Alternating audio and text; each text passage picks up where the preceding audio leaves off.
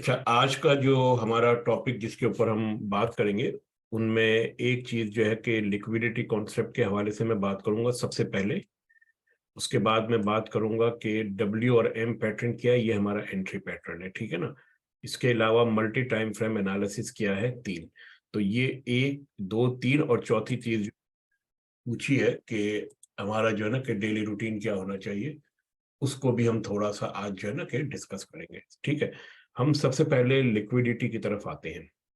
देखिए, लिक्विडिटी की basic definition क्या है। लिक्विडिटी की बेसिक बेसिक डेफिनेशन जो है वो ये है कि वो जगह जहां पर रिटेल ट्रेडर्स जो है कि ट्रेड लेते हैं, अपने पेंडिंग ऑर्डर लगाते हैं, स्टॉप लॉस लगाते हैं, या फिर जो है कि टेक प्रॉफिट लगाते हैं, ठीक है ना। ये 3 चीजें जहां जहां पर होंगी वहां पे जो है कि ऑर्डर्स पड़े हुए होंगे आपके। जो पहली चीज क्या है इसके अंदर कि पेंडिंग ऑर्डर्स, ठीक है ना। और पेंडिंग ऑर्डर में एक आपका होता है स्टॉप लॉस, एक आपका होता है कि आपका न्यू एंट्री ऑर्डर, ठीक है,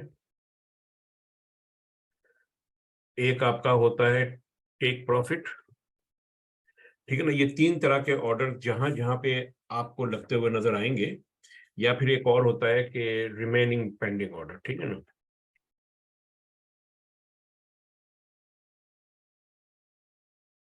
अब ये जो पेंडिंग ऑर्डर जो होते हैं ना, ये पेंडिंग ऑर्डर आपके जो है ना कि ये पैसिव भी होते हैं, हो सकता है कि ये आपको विजिबल ना हो, सही है ना। और मोस्ट ऑफ द टाइम ये आपके लिए विजिबल नहीं होते। लेकिन जो रिटेल ट्रेडर्स की साइकोलॉजी है उसको हम अज्यूम करके चलते हैं कि मार्केट के अंदर रिटेल ट्रेडर्स किस जगह पे अपनी जो है कि एंट्री लेते हैं और किस जगह पे अपने स्टॉप लॉसेस लगाते हैं। सबसे पहली चीज, कल याद है, कल हम लोगों ने एक बात कही थी कि लोग इस मार्केट को चेस करते हैं ना, इतनी बड़ी मूव आती है वो इसको चेस करते हैं। जब वो इसको चेस करते हैं ना, 2 तरीके से चेस करते हैं कि या तो जो है कि वो इसके मिडिल के अंदर से कहीं से जहां इनको पता चलेगा खटाक से एंट्री ले लेंगे और स्टॉप लॉस बोलेंगे कहीं हिट ना हो जाए तो काफी ऊपर लगा देंगे, आगे पीछे कहीं पे भी लगा लेंगे। तो हमारे लिए ये पूरे का पूरा जोन जो है ना, ये लिक्विडिटी जोन कहलाता है, क्योंकि यहाँ पे लोगों के ऑर्डर्स मौजूद है जिनसे जो है कि फायदा उठाया जा सकता है। दूसरा जो है कि एरिया जो होता है वो ये होता है कि मार्केट जब भी डबल टॉप या डबल बॉटम बनाती है तो अक्सर ट्रेडर्स जो है ना वहां पर आपके आके एंट्री लेते हैं। एक मिनट, कहाँ चला गया वो मेरा, अच्छा इधर है वो। जैसे मार्केट ने डबल टॉप बनाया, डबल बॉटम बनाए, ठीक है ना, तो लोग यहाँ से क्या करेंगे, जब डबल बॉटम बनता है तो हमारी जो साइकोलॉजी है वो ये है कि यहाँ से हम लॉन्ग की एंट्री लेते हैं। जब हम यहाँ से लॉन्ग की एंट्री लेते हैं ना तो फिर हमारा स्टॉप लॉस हम जो है कि अपने आप को बहुत होशियार समझते हैं और हम अपना स्टॉप लॉस नीचे लगा लेते हैं थोड़ा सा, कहते हैं मेरा रिस्क तो बहुत कम है। लेकिन अगर आप जरा रियलिटी में सोचिए तो क्या ये आपका रिस्क है, ये हमारी बेवकूफी है कि हम जो है कि किसी और को बता रहे हैं कि यार मेरा स्टॉप लॉस यहाँ पर है, आ सकती हो तो आ जाओ, सही ना। इसलिए हमेशा ये बहुत ही ज्यादा इंपॉर्टेंट चीज है कि आपने रिटेल ट्रेडर्स की, इंस्टीट्यूशंस की साइकोलॉजी को समझने की कोशिश करनी है। अब इंस्टीट्यूशन इसके अंदर क्या करते हैं कि मार्केट को यहां से ये ऊपर उठाते हैं, फिर ये एक ऐसा मूव लेकर आते हैं इस तरीके का, ठीक है ना। जब ये आता है ना 1 2 3, सारे लोग कहते हैं 1 2 3 की ट्रेडिंग स्ट्रेटेजी है कि आपके जो है कि पिछला लो ब्रेक नहीं किया, मार्केट कंफर्म अप डायरेक्शन के अंदर जाएगी, सही है। ये सारी, ये अब मैं आपको बता रहा हूँ लोगों की साइकोलॉजी, सही है। फिर उसके बाद जिन लोगों ने यहां से एंट्री ली होती है लॉन्ग की, वो अपना स्टॉप लॉस यहां लगाते हैं। मार्केट क्या करती है, मार्केट ऊपर जाती है थोड़ी सी, फिर खटाक से जो है कहीं नीचे आती है, सबके स्टॉप लॉस हिट करती है और फिर उसके बाद जो है कि अपनी ओरिजिनल डायरेक्शन में चली जाती है। तो ये जो एरिया जो आपका बना है ना पूरे का पूरा, यहां से यहां तक, ये आपका लिक्विडिटी कहलाता है। हमेशा मार्केट के अंदर जो है ना कि मार्केट हमेशा जो है ना कि लिक्विडिटी को चेस करती है। अगर आपकी लिक्विडिटी अगर आपके हिट हो चुकी है तो आप इस बात का ख्याल रखिएगा कि फिर आप लिक्विडिटी दूसरी साइड के ऊपर लाजमन जाएगी। मैं आपको फॉरेक्स के अंदर खास तौर पे ये बड़ा इंपॉर्टेंट कॉन्सेप्ट है, मैं आपको इसको जो है ना कि दोबारा जो है ना कि एग्जांपल्स देके समझाता हूँ। एक मिनट है। अच्छा, ये सारी ड्राइंग मुझे डिलीट करने की जरूरत है, मुझे सिर्फ ये डिलीट करना है। ये डिलीट कर दिया मैंने। और ये खास तौर पर अगर आप फॉरेक्स की ट्रेडिंग करते हैं तो आप देखेंगे कि मार्केट जब कंसोलिडेशन के अंदर होती है ना, तो पहले ऊपर की लिक्विडिटी हिट करती है, फिर नीचे की करती है, और फिर मार्केट अपनी डायरेक्शन में चली जाती है। अब जैसे यहां पर देखिए आप कि अगर मैं रिप्ले के ऊपर आऊं और इस जगह के ऊपर जो है ना कि मैं वो कर दूं अपनी चीजें, तो अब आप ये देखिए सबसे पहली चीज इसके अंदर कि इस जगह से लेकर कि इस जगह तक, ठीक है ना, क्लास के अंदर पढ़ा था कि डबल बॉटम में यहां से मार्केट ऊपर जाएगी, ठीक है ना। लोगों ने यहां से खटाक से अपने ऑर्डर लगाए इस जगह के ऊपर, सॉरी अपना लॉन्ग के ऑर्डर लिए, टेक प्रॉफिट यहाँ पर, स्टॉप लॉस यहाँ पे लगाया लोगों ने अपना। मार्केट ने क्या किया, मार्केट खटाक से नीचे आई है, फिर ये ऊपर चली गई, ठीक है। अब ये तो पहली चीज हो गई आपकी। अब आप अगर इसी चीज को आप ये देखिए कि मार्केट जो है ना कि क्या कर रही है, देखिए, सही है। तो जिन लोगों ने इस लिक्विडिटी को टारगेट किया था, कहा था कि हम वेट करेंगे कि मार्केट एक बार नीचे आएगी और फिर ऊपर जाएगी तो हम उसको हिट करेंगे, उन्होंने यहां से बाइंग की, सही ना। मेरे जैसे जो है ना कि जो बहुत ज्यादा स्मार्ट बनते हैं, उन्होंने यहां से बाइंग की, फिर मार्केट आई, उसने नीचे की तरफ जाके उठा के फेंक दिए। तो लिक्विडिटी के लिए जरूरी है कि जब आप ये लिक्विडिटी यहाँ पे देखें और मार्केट नीचे आइए, तो हमारा एंट्री का पहला रूल क्या है, पहला रूल क्या है एंट्री का, जो हम लोगों ने अब तक जो स्टडी किया, नंबर 1 फॉर बुलिश, हम लोग जो है ना कि क्या चीज देखेंगे, कि सबसे पहले आप देखेंगे बेयरिश ब्रेक ऑफ स्ट्रक्चर, उसके फौरन बाद आप देखेंगे बुलिश बेयर ऑफ स्ट्रक्चर।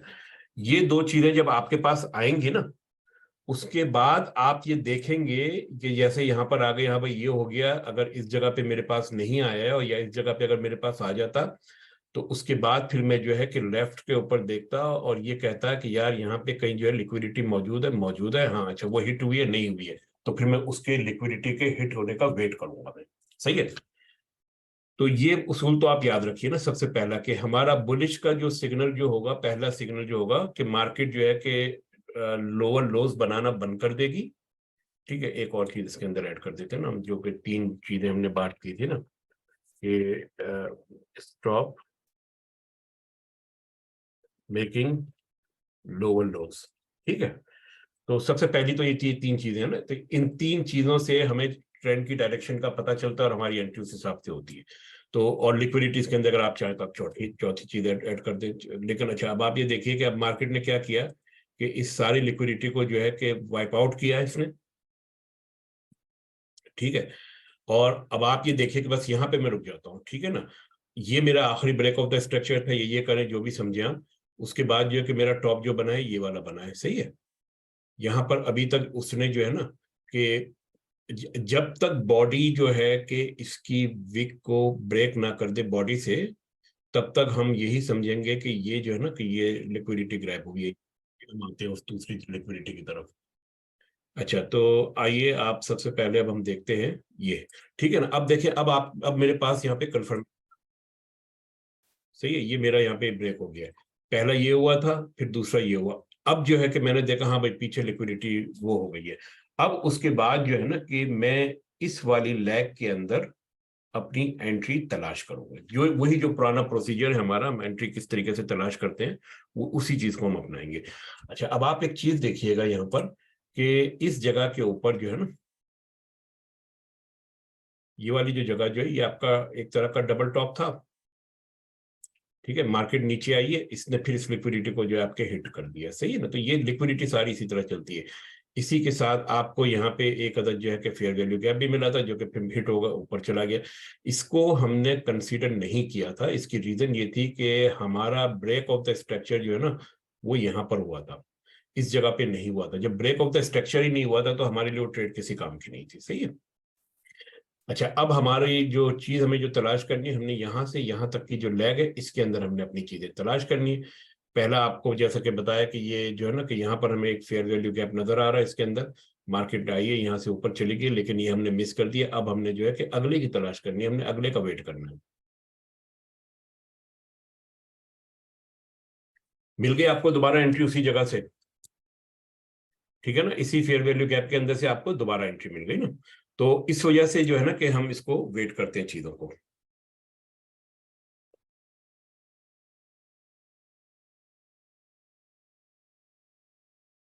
अब आप देख रहे हैं कि जब मार्केट इस तरह की पोजीशन में जाए कि वो क्लियर डायरेक्शन प्रॉपरली ना ले सके, तो वो बेसिकली क्या करती है कि इस तरह की जो छोटी छोटी आपकी जो आती है ना बनी हुई कैंडल्स, और जिसकी विक्स बड़ी बड़ी होती है, ऊपर नीचे वाली विक्स बड़ी होती है, ये भी लिक्विडिटी की एक शक्ल है। क्योंकि विक का मतलब क्या है? विक का मतलब ये है कि मार्केट बैलेंस्ड है, वहां पे बाइंग भी हुई है और वहां पे सेलिंग भी हुई है। और जब जहां पे बाइंग और सेलिंग दोनों होती है, वहां पे स्टॉप लॉस लाजमन होते हैं, वहां पे टेक प्रॉफिट भी लाजमन होते हैं। इस वजह से जहां जहां पे आपको बड़ी विक्स नजर आएंगी ऊपर नीचे, और ये छोटे छोटे इस तरह के एरिया नजर आएगा ना, मैं इसको लिक्विडिटी कंसीडर करता हूँ। ठीक है ना? तो इसका मतलब ये है कि लिक्विडिटी की जो तीन चीजें जो हमने जो पहली चीज जो शक्ल जो हमने देखी वो हमने बताया कि double top and double bottom. ठीक है ना? दूसरी हमने ये बताया कि फेयर वैल्यू एरिया। ये जो एरिया जो है ना, कि इसको हम कहते हैं फेयर वैल्यू एरिया, जहां पर मार्केट जो है ना कि इस तरह की साइड में चलती है, और इस एरिया को जो यहाँ पे लिक्विडिटी मौजूद होती है। ठीक है ना? इसको पीओसी भी बहुत सारे लोग कहते हैं, मार्केट प्रोफाइल जो लोग स्टडी करते हैं, लेकिन ये बेसिकली होती वही चीज है। यहाँ पे ये हम कहेंगे फेयर वैल्यू एरिया। इस फेयर वैल्यू एरिया के अंदर ऊपर और नीचे आपके काफी जो है ना कि स्टॉप लॉसेस लगे होते हैं, टेक प्रॉफिट लगे होते हैं, पेंडिंग ऑर्डर्स होते हैं। तो इस वजह से इसकी इंपॉर्टेंस जरूरी है। ठीक है ना? अक्सर ये होता है कि मार्केट ने जब किसी एक डायरेक्शन में जाना होता है ना, जैसे इस डायरेक्शन में इसने जाना है, तो मेरे हिसाब से मार्केट लाजमन इस एक दफा दोबारा यहाँ पर आएगी, ये सारी लिक्विडिटी और स्टॉप लॉस को हिट करेगी, फिर ऊपर जाएगी। ये मेरी जो है कि अंडरस्टैंडिंग है। मार्केट चलती है अपने हिसाब से, मेरे हिसाब से नहीं चलती है।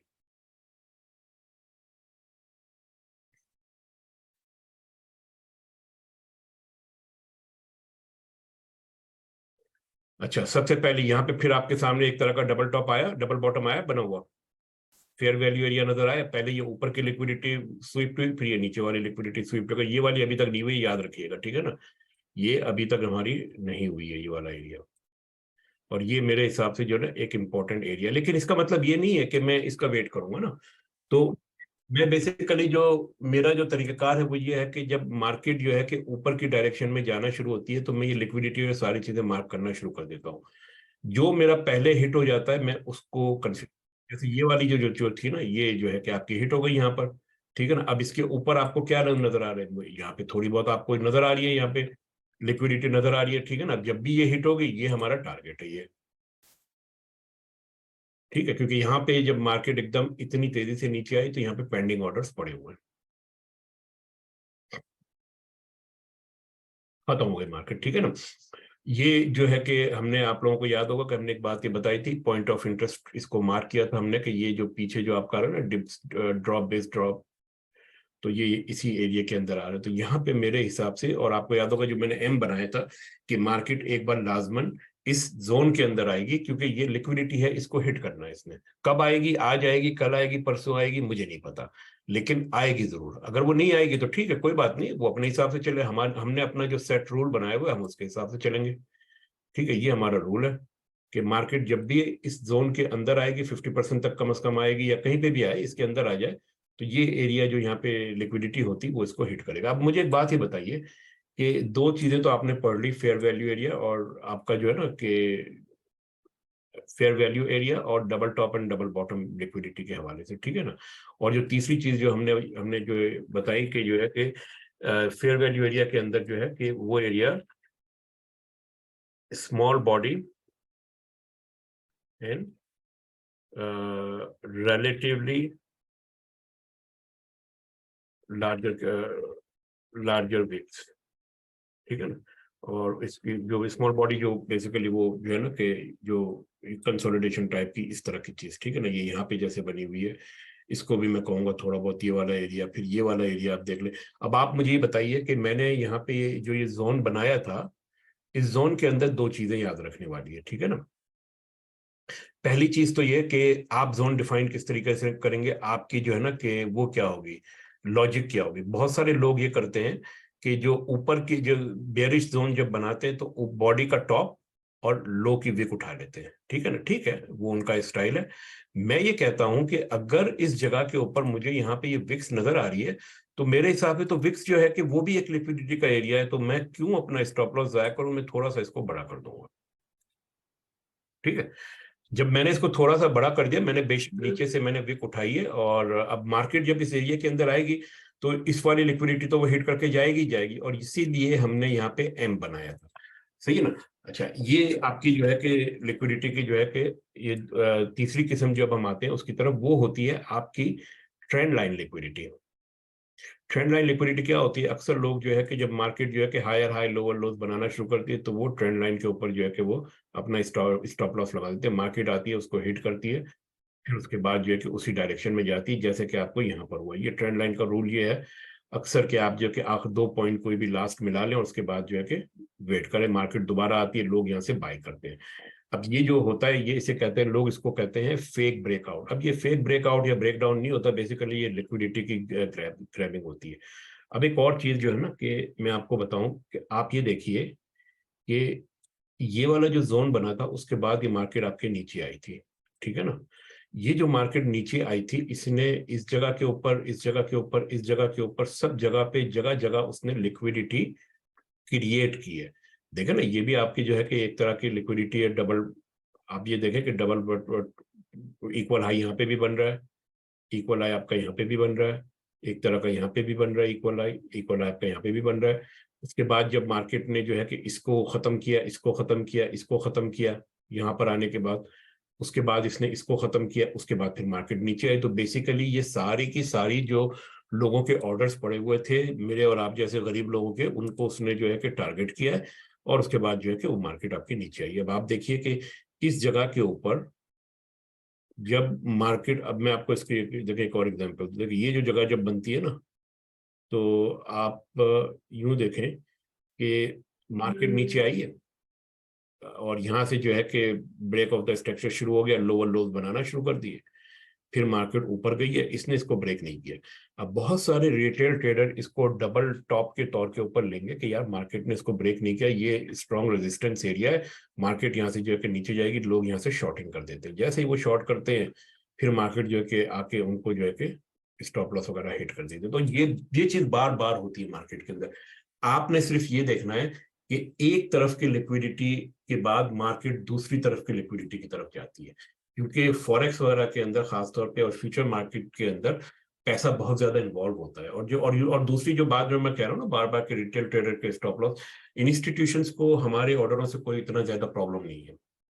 उनकी उनकी जो फाइट है दूसरी इंस्टीट्यूशंस के साथ है। ठीक है ना। वो उनको जो है कि चेज करते हैं, तो वो एक टोटली डिफरेंट फाइट है। हमारे जो है कि $10-15 से या 1000-2000 लाख 2 लाख से उनका कुछ भी नहीं जाता, तो वो उनको टारगेट नहीं करते। लेकिन हम लोग बेसिकली उनकी लड़ाई में जो कि हम लोग रगड़े जाते हैं। तो अब एक और चीज आप इसके अंदर देखिए, सबसे पहली चीज जो मैं बात करूंगा लिक्विडिटी। तो आप जब मार्केट जब आपकी खुलती है ना, तो आप सबसे पहले ये आइडेंटिफाई करने की कोशिश कीजिए कि आखिरी लिक्विडिटी कहां पर हिट हुई है। अगर सेल साइड लिक्विडिटी आपकी ऑलरेडी हिट हो चुकी है, तो इसका मतलब है कि मार्केट अब बाय साइड लिक्विडिटी की तरफ जाएगी। अगर बाय साइड लिक्विडिटी अगर आपकी हिट हो चुकी है, तो फिर मार्केट सेल साइड लिक्विडिटी की तरफ जाएगी। ठीक है ना। इसका ये मतलब है कि मार्केट अब जैसे देखें ना, इस जगह से मार्केट को जब हम देख रहे हैं कि बार बार इस लिक्विडिटी को हिट कर रही है, तो हम यहाँ से जो है ना कि वेट कर रहे हैं कि मार्केट यहाँ से हमें सेल का शॉर्ट का सिग्नल दे। उसने सिग्नल यहाँ पर आके भी नहीं दिया अभी, लेकिन ये सारी की सारा जो एरिया जो ना हमने ट्रेड नहीं किया है। हम ट्रेड वही कर रहे हैं कि हमारे जोन में आती है और हमें पता चलता है कि भाई इसने जो है कि इस वाले जोन में आने के बाद मुझे ये पता चला कि भाई ये सारी की सारी सेल साइड लिक्विडिटी जो थी उसने खत्म कर दी है। अब जो है सॉरी बाय साइड लिक्विडिटी खत्म कर दी, अब ये नीचे की तरफ जाएगी मार्केट, और ये वाली लिक्विडिटी भी इसने फारिग कर दी। अब ये वाली बाकी है, फिर ये वाली बाकी है, ये वाली बाकी है, तो ये हमारे टारगेट हो जाते हैं टेक प्रॉफिट के। सही है। तो हमेशा मार्केट वन डायरेक्शन से अदर डायरेक्शन जो जाती है, तो वो by side liquidity, sell side liquidity. ठीक है। अच्छा, अब ये तो तीसरी चीज हो गई आपकी, जो लिक्विडिटी जो हमने बात की थी। कहाँ गया वो मेरा, वो डिलीट हो गया लग रहा है। चले, कोई बात नहीं। एक और जो चीज ये रहा, तो एक और जो अगली जो लिक्विडिटी जो होती है ना, जो हम कहते हैं कि जो फेयर वैल्यू गैप है ना आपका, जिसको हम बार बार बड़ी अहमियत देते हैं, वो भी एक तरह की लिक्विडिटी है। बहुत सारे लोग फेयर वैल्यू गैप के ऊपर भी ट्रेडिंग करते हैं, तो वो भी लिक्विडिटी, आपको उसका भी ख्याल रखना है। उसके बाद आपका जो है कि पॉइंट ऑफ इंटरेस्ट होते हैं, सप्लाई एंड डिमांड जोन, वो भी आपकी जो है कि लिक्विडिटी है, ठीक है ना, उसका भी आपने ख्याल रखना है। फिर इसके बाद जो है कि आपके स्विंग हाइज एंड लो भी आपके जो है ना कि लिक्विडिटी है। स्विंग हाई स्विंग लो क्यों है? जब हम लोग पहले दिन हमने क्लास की तो हमने बोला था कि स्विंग हाई स्विंग लो के नीचे, स्विंग पॉइंट के नीचे या स्विंग पॉइंट के ऊपर हम अपना स्टॉप लॉस लगाएंगे, ऑटोमेटिकली लिक्विडिटी क्रिएट हो गई।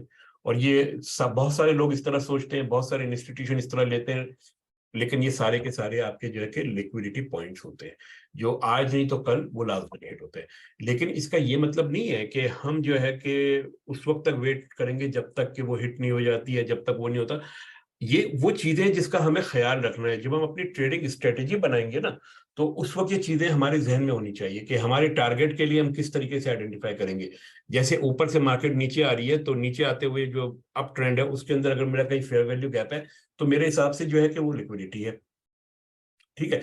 इसी तरह फेयर वैल्यू गैप के बिल्कुल ऊपर कहीं पे इक्वल लो बन रहा है, वो हमारी लिक्विडिटी, तो मुझे मालूम है कि यार मार्केट फेयर वैल्यू गैप के अंदर उस वक्त तक नहीं आएगी जब तक कि वो इस लिक्विडिटी को हिट नहीं करेगी। इसका मतलब है कि फेयर वैल्यू गैप के अंदर मार्केट के आने के चांसेस बढ़ गए हैं, क्योंकि इसके बिल्कुल ऊपर आपकी लिक्विडिटी नजर आ रही है आपको। ये देखें ना, इसी चार्ट के ऊपर जो है ना, अगर आप ये देखें तो ये आपका जो है कि फेयर वैल्यू गैप है,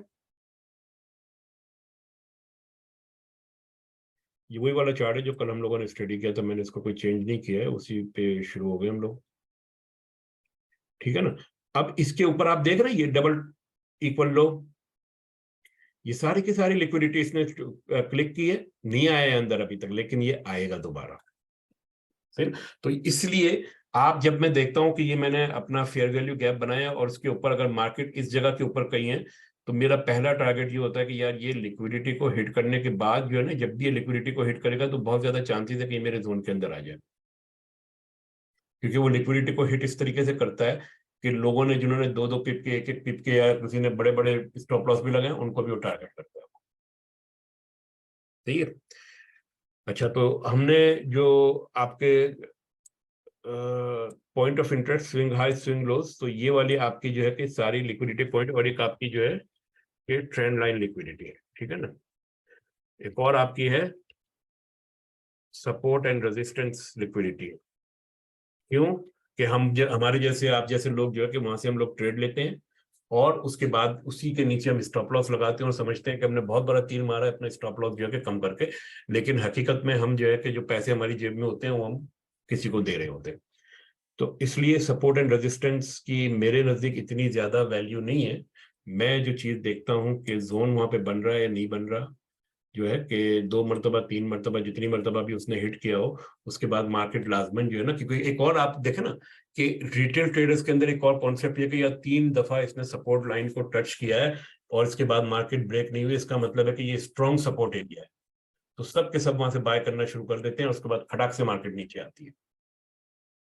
इसी तरह जो है कि 3 मरतबा जो है कि मार्केट ने जो है कि रेजिस्टेंस एरिया को 4 मरतबा 2 मरतबा 5 मरतबा, बड़ा स्ट्रॉन्ग रेजिस्टेंस एरिया है, यहाँ से जो लाजमन शॉर्ट हम शॉर्ट करनी है, लोग शॉर्ट करते हैं, उसके बाद मार्केट एक बार नीचे आती है, उनको ऊपर का झटका देती है, फिर नीचे आ जाती है। तो आपने इस बात का ख्याल रखना है कि ये सारी जगहें जहां पर है, इनसे आपने अवेयर रहना है अपनी लिक्विडिटी के हवाले से, मार्केट के की लिक्विडिटी के हवाले से, ठीक है ना। Double top, double bottom, fair value area, fair value gap, point of interest, supply and demand, swing high, swing lows, trend line liquidity, support and resistance, ठीक है। एक और एरिया ये होता है फेयर वैल्यू एरिया के हवाले से कि आपको ये देखना है कि जैसे ये फेयर वैल्यू एरिया जो है ना, क्या ये फेयर वैल्यू एरिया किसी चीज का रिएक्शन है?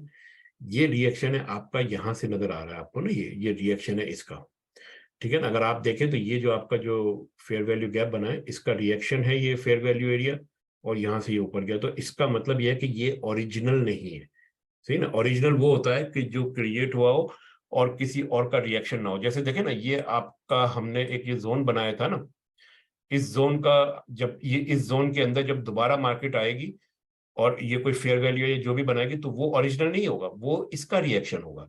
इसी तरह ये जो आपका फेयर वैल्यू एरिया बना है वो इसका रिएक्शन है, तो आपने इस चीज को भी मॉनिटर करना है कि जहां पे लिक्विडिटी जोन बन रहा है या फेयर वैल्यू एरिया बन रहा है, आया वो ओरिजिनल है या वो किसी और चीज का रिएक्शन है। ठीक है ना। अगर किसी और चीज का रिएक्शन है तो वो बहुत ज्यादा इस बात के चांसेस है कि मार्केट जो है ना कि वहां पर जो है कि उतना ज्यादा जो है ना कि रेजिस्ट नहीं करेगी, बल्कि वो उसको जो है कि ब्रेक करेगी। जैसे इसने, अगर आप ये देखें, जैसे ये वाली जो चीज है ना, ये वाला एरिया, इसको अगर मैं यहाँ पे ड्रॉ करूं अपना फेयर वैल्यू गैप, तो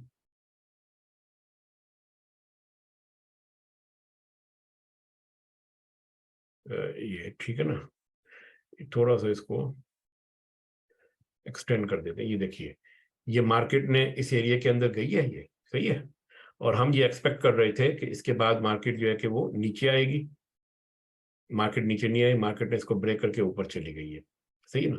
तो आपको नजर आ रहा है कि पहली मर्तबा जब ये नीचे आई है और उसके बाद यहाँ पे फिर दोबारा एक आपका जो है ना कि drop base, sorry rally base, rally का एक आपका वो बन रहा है, और इसके बाद मार्केट जो है ना कि आपकी ऊपर गई है, फिर ये नीचे आई और इसको इसने ब्रेक कर दिया ये। तो आप ये देखिए कि ये ओरिजिनल जोन आपका नहीं है। क्यों ओरिजिनल जोन नहीं है? कि अगर आप इस वाले फेयर वैल्यू गैप को देखें तो ये खुद जो है ना कि इस फेयर वैल्यू एरिया की जो है कि वजह से बना हुआ है।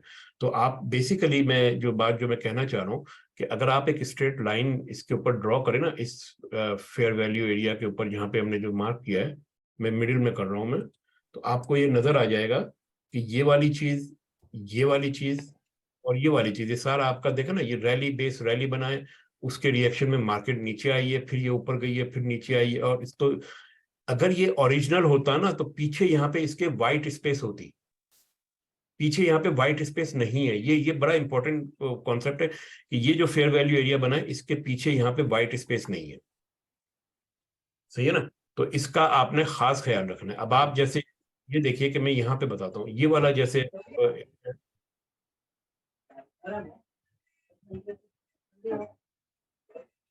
कोई सवाल पूछ रहे साजिद भाई? आपकी आवाज ब्रेक हो रही है बहुत।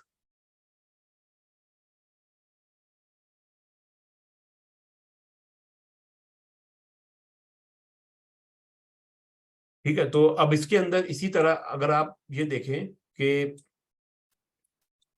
ये वाला जो एरिया जो है आपका, ये पूरा आपका जो है ना कि एक तरह का व्हाइट स्पेस्ड एरिया है ये। अगर आप लेफ्ट पे देखें ना तो कोई भी जो है ना कि ये किसी का रिएक्शन आपको यहाँ पे बनता हुआ नजर नहीं आ रही है। ठीक, देख रहे हैं ना, बड़ी दूर दूर तक नहीं है, तकरीबन जो है कि 100 125 बार तक अगर हो तो दैट्स गुड एनफ। अच्छा, अब इसके अंदर जो है कि इसको ब्रेक करके जब मार्केट डेफिनेटली ऊपर गई है, तो आप फिर इसके बाद ये देखिए कि ये मार्केट ने जो है कि इस जोन को जो है कि आपका ब्रेक कर दिया। क्यों? कि यहाँ पर हमारे पास जो है कि after the break of the structure, ये आपका जो है ना कि कौन सा जोन बनता है, जरा बताएंगे? अगर यहाँ पर हमने ये फेयर वैल्यू गैप, इसको हम आगे लेकर आते हैं, बेसिकली इधर लेकर आते हैं, पीछे मुझे नहीं ले जाना चाहिए था, मुझे इधर लेकर आना चाहिए था। ये आपका कौन सा जोन बनता है? ये बाय का बनेगा या सेल का बनेगा?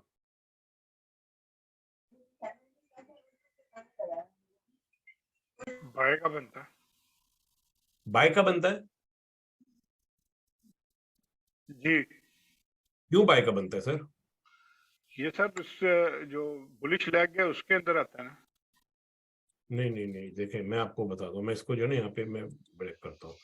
सही है। अच्छा, अब आप मुझे ये बताइए कि इसको मैं डिलीट कर देता हूँ, ठीक है, इस वाले को, सॉरी इसको डिलीट कर दिया, ये मैंने इसको डिलीट किया, बल्कि ये भी नहीं चाहिए, मैं, हमें एक स्टेप पहले चाहिए, ठीक है ना, हमें यहाँ पर चाहिए, इस जगह के ऊपर चाहिए, सही है। अच्छा, अब हम ये बात कह रहे हैं कि भाईजान, ये जो हमारा जोन बन रहा है ना, ये फेयर वैल्यू इस जगह के ऊपर,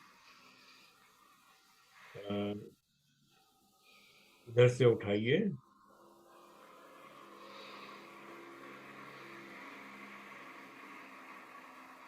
और इधर ले आइए, ठीक है। तो अब आप मुझे ये बताइए कि हमारे हिसाब से ये जो है कि हमारा बाय का जोन है कि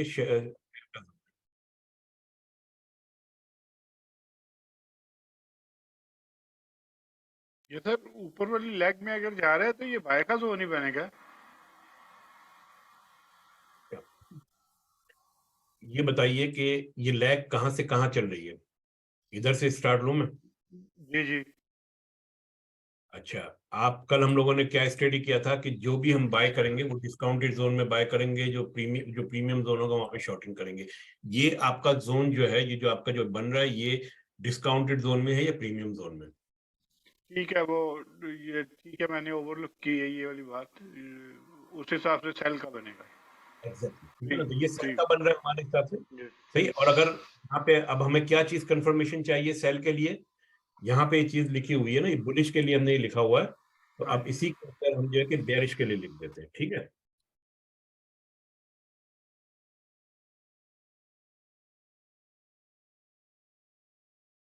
सबसे पहले क्या होगा? Bullish bear of break of the structure, ठीक है ना। दूसरी चीज आपकी क्या होगी इसके बाद? आपकी होगी बेयरिश ब्रेक ऑफ स्ट्रक्चर, ठीक है, ये दो चीजें आ गई। तीसरी चीज आपकी क्या आएगी इसके बाद? आपके बाद आएगी ये stop making lower lows, stop making higher high.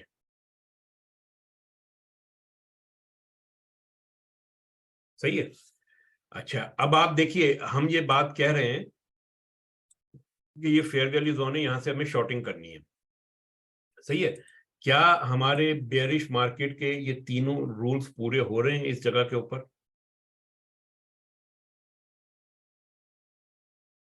नहीं, अभी तो नहीं पूरे हुए। है ना, बुलिश आपका ब्रेक ऑफ द स्ट्रक्चर आ गया यहाँ पे, सही है। जी। अभी ना बेयरिश आया है और ना ही इसने ये बताया कि मार्केट ने जो है ना कि लोअर हायर हाइज बनाना बंद कर दिया। अब हम ये कर रहे हैं कि अब इसको चार्ट को चलने दे रहे हैं, ये देखिए। अब हम ये बात कह रहे हैं कि इसने हमारे जोन को ब्रेक कर दिया है, ठीक है।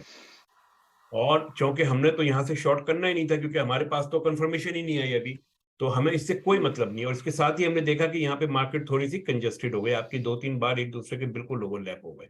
ये आपका एक तरह का जोन बनना शुरू हो गया।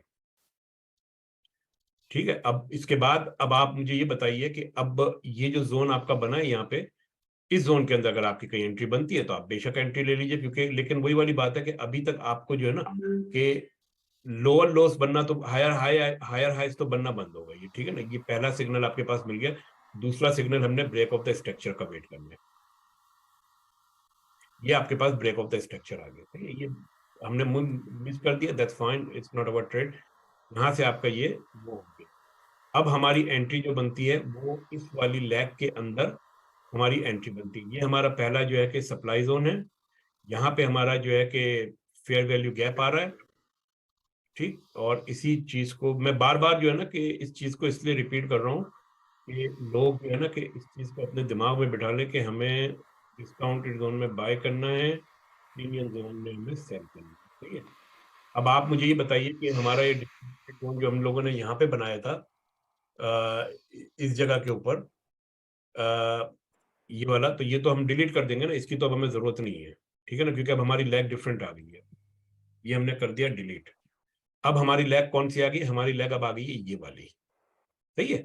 इस लैग के अंदर हमने तलाश करना, तो हमारा जोन जो है कि अब यहां से बनना शुरू हुआ, इधर से उठाए हमने और ये ऐसे चले गए। सही। तो अब आप ये देखिए कि आपका 50% कहां पर बन रहा है? ये 50% इस जगह पे कहीं बन रहा है। सही है। तो इस फेयर वैल्यू गैप जो कि आपका डिस्काउंटेड जोन में, वी डोंट केयर, ये हमारे काम का नहीं है। इवन जो कि मार्केट इसके अंदर आएगी, लेकिन ये हमारे काम का नहीं है। हमारे काम का कौन सा जोन है? ये वाला जोन है, जो कि हमें यहाँ पे एक बनता हुआ मिल रहा है। दूसरा हमें जो जोन बनता हुआ मिल रहा है वो ये वाला भी मिल सकता है ना, कि ये रैली, बेस और ड्रॉप। तो ये वाला भी एक हमारे पास ये जोन बन रहा है। सही है। तो हमने इन चीजों के ऊपर फोकस करना है। अच्छा, अब मैं क्या करूंगा भाई, मैं तो जो है कि दिन में जो है कि 2 घंटे मार्केट के सामने बैठता हूँ मैं। और उसके बाद मैंने बोला कि ठीक है सर, ये चीज बन गई है डेली टाइम फ्रेम में, आई डोंट केयर। मैंने यहाँ पे आया और यहां से मैंने शॉर्ट की पोजीशन उठा ली। सही है।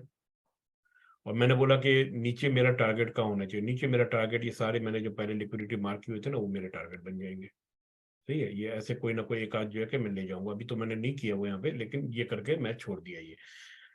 अब मार्केट जो है कि अपने हिसाब से चल रही है।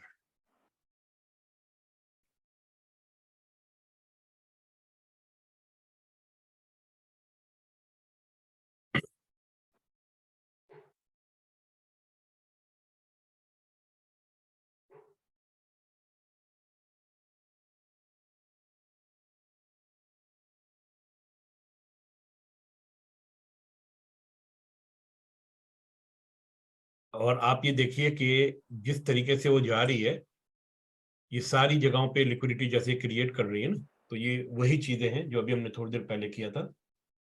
और उसके बाद जो है कि जब तक मार्केट यहाँ पे नहीं आएगी, मुझे फिक्र की जरूरत नहीं है, सही ना। मैं आपको जो है ना कि एक और, अब एक मनी मैनेजमेंट का एक छोटा सा रूल जो है ना कि हम इसको डिफाइन करते हैं कि ये आ गए, सही है। अब मेरा अगर यहाँ पे देखें, मेरी एंट्री यहाँ पे हिट हो गई है, मेरा स्टॉप लॉस टेक प्रॉफिट भी यहाँ पे हिट हो गई है, सही है ना। अगर मैंने थोड़ा सा नीचे अगर ये मैंने ट्रेड रखी है तो ये अच्छा। अब एक और जो सबसे इंपॉर्टेंट जो चीज है ना, कि मुझे कंप्यूटर के सामने बैठे रहने की जरूरत नहीं है, सही है। अगर आप इसको ये उठाइए कि लॉट साइज जो है ना कि कैलकुलेट किस तरह करते हैं, मैं आपको वो बताता हूँ। कहाँ गया, एक मिनट। ये फाइल मैंने पहले भी काफी मरतबा शेयर की हुई है मुख्तलिफ ग्रुपों में, शायद आप लोगों के पास मौजूद हो लॉट साइज का, लॉट साइज कैलकुलेटर, ठीक है ना। इसको थोड़ा सा हमने बेहतर करना है, ये तो मैंने बिल्कुल बेसिक वाला जो है ना ये बनाया है, लेकिन हर करेंसी का ये बेसिकली अलग अलग बनता है।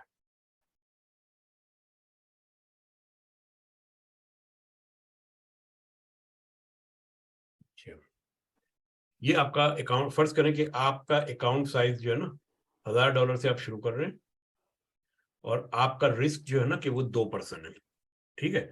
इसका मतलब ये हुआ कि आपका टोटल रिस्क जो है ना कि at any single time you will take, वो आपका होगा 2%, $20 होगा, सही है। अब आपने इसको किस तरीके से कैलकुलेट करना है अपना रिस्क, और देखिए ये सारी चीजें करने के लिए आपके पास टाइम, आपको टाइम चाहिए। इसीलिए मैं जो 5 मिनट की और स्कैल्पिंग और इन सब चीजों के चक्करों में नहीं पड़ता, क्योंकि ये चीजें, इन चीजों को कैलकुलेट करने का ना वहां पे टाइम होता है, और ना ही हमारे पास जो है ना कि वो होता है। अच्छा, अब आप ये देखिए कि यहाँ पे मेरा रिस्क कितना है, 92 पॉइंट्स मेरा यहाँ पे रिस्क है ना। ये सॉरी, एक मिनट, मैं इस तरह कैलकुलेट नहीं करता, मैं ऐसे कैलकुलेट करता हूँ। हाँ, ये मेरे पास जो है कि 26 का जो है ना कि 26 पॉइंट्स का मेरे पास यहाँ पे रिस्क मौजूद है, या 267, ये डेली टाइम फ्रेम है ना, 267 का मेरे पास यहाँ पे रिस्क मौजूद। चलो इसको यूं तस्वुर करें कि ये 26 पॉइंट का रिस्क है, ठीक है ना। तो मैंने क्या करना है कि मैंने यहाँ पर आना है, मेरा जो पिप एक्सपोजर कितना है, 26 डाल दिया, 26.7, ठीक है। 26 चाहे तो राउंड फिगर में कर लें, 27 जैसे दिल चाहे, ठीक है। मैं एक पोजीशन, एक लॉट उठाऊंगा मैं, सही है। इसने मुझे कैलकुलेट करके बता दी कि मेरी लॉट साइज इतनी है।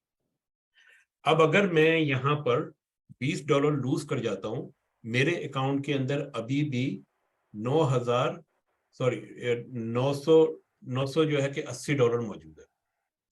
लेकिन अगर मेरा स्टॉप लॉस प्रॉपर नहीं होगा, और एक ही झटके में अगर मेरा स्टॉप लॉस हिट हो गया, तो मैं मार्केट से आउट हो जाऊंगा। इसलिए ये रिस्क मैनेजमेंट बहुत ज्यादा जरूरी है। देखें, मैं इसकी आपको एग्जांपल जो है ना कि दो हमारे पाकिस्तान की क्रिकेट टीम के टॉप प्लेयर्स हैं, या थे, वो तब तो नहीं है। इनमें एक का नाम था मिसबा और एक का नाम था शाहिद आफरीदी। सर पिच के सर थोड़ा सा फिर से वो रिपीट कीजिए थोड़ा। कौन सा वाला? ये रिस्क मैनेजमेंट। हाँ, अभी करता हूँ, मैं अभी करता हूँ। जी तो जी ठीक है। आप ये देखिए कि क्रिकेट मैच के अंदर पिच के ऊपर ज्यादा कौन खड़ा रहता था, मिसबा खड़ा रहता था या शाहिद आफरीदी खड़ा रहता था? मिसबा खड़ा रहता था ना। क्यों? कि वो टुक टुक करके खेलता था वो, और इसी वजह से उसका जो, अगर आप ओवरऑल स्कोर देखें ना, तो उसका स्कोर ज्यादा होता था शाहिद आफरीदी के मुकाबले में।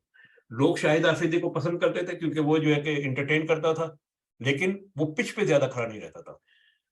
तो इसी तरह ट्रेडिंग के मैदान में रहने के लिए, ट्रेडिंग करने के लिए आपके पास कैपिटल का होना जरूरी है। अगर आपका कैपिटल कम है, $1000 है या 2000 है या 5000 है, अगर आप इसको प्रॉपरली मैनेज नहीं करेंगे, तो आप अपना कैपिटल बहुत जल्दी लूज करके पवेलियन में जाके बैठ जाएंगे। फिर दूसरों को आप खेलते हो बोलेंगे कि यार ये तो मुझे भी आता था, मैं नहीं कर सका, ठीक है ना। इसलिए बहुत जरूरी है रिस्क मैनेजमेंट। आपके पास एग्जिट स्ट्रेटेजी आपकी ट्रेड लेने से पहले आपके पास होनी चाहिए। अगर आपके पास एग्जिट स्ट्रेटेजी नहीं है, आप वो ट्रेड ना लीजिए।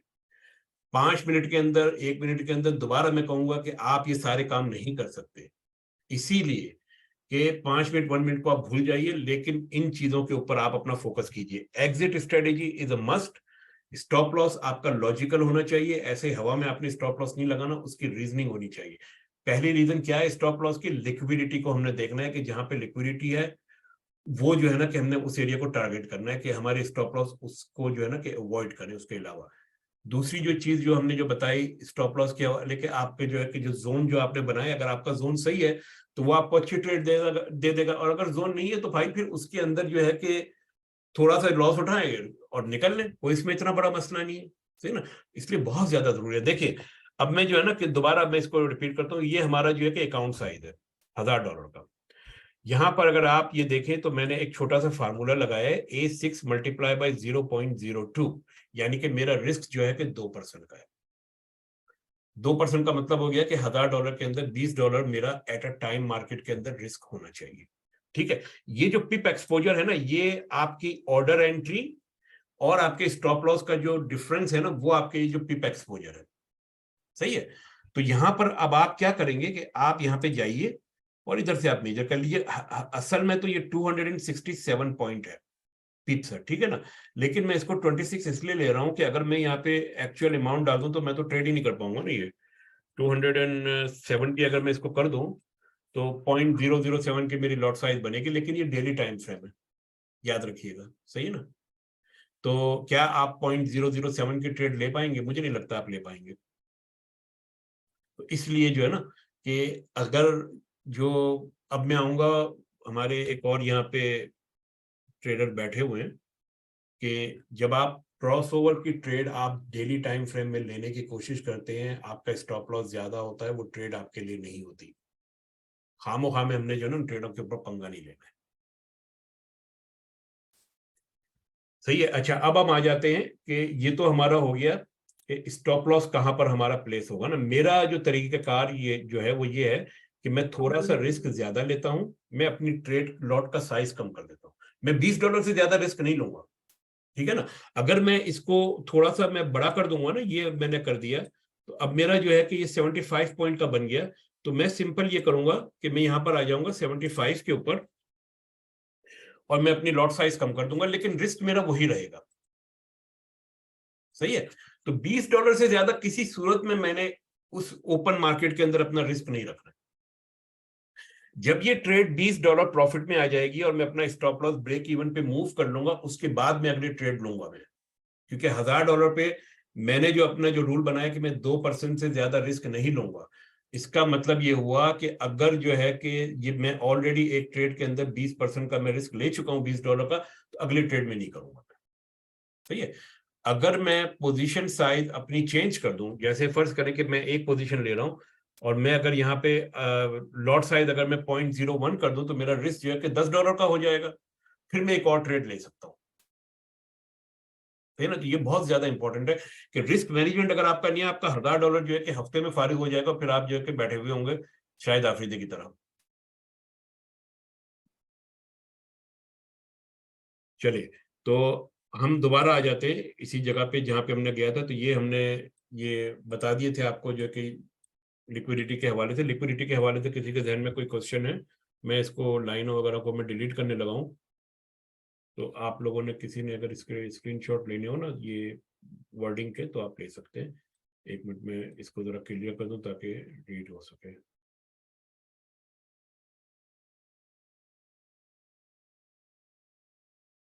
ये ठीक है।